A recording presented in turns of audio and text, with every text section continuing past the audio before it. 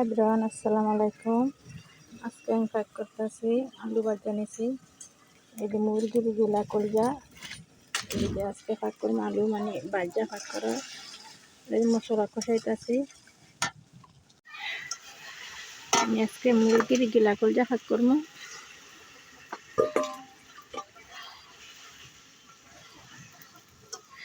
অনেকগুলা গিলা কলজা ছিল ফ্রিজে, ভাবলাম আজকে প্যাক করে নিই। আজকে তো 12তম রোজা। এই যে এখন কষাইতেছি, অনেকগুলো মশলা গিলা কলজা ছিল ফ্রিজে। এটা আমার ছেলে আমি অনেক পছন্দ করে মুরগির গিলা কলজা।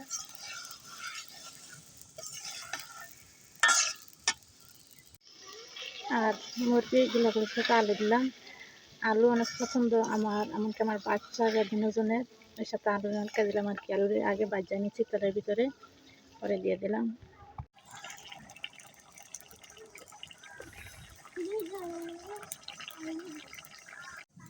আজকের মতো আমার রান্না শেষ। আজকে বাজারে গেছিলাম, পাতলাটা আনছি। আর আমার শ্বশুরের, আমার শাশুড়ির, আমার ছেলের কিছু মার্কেট করছি, সাথে পাতলাটা নিয়েছি। আর আমার মেয়ের আমার মার্কেট করছি আরও 2 দিন আগে। ভালো থাকবেন, আল্লাহ হাফেজ। মানে এটা স্টিলের পাতিলা। ছোট ছোট মেহমানেরা কি করতেছ? খাইতেছ? কি যা খাইতেছ?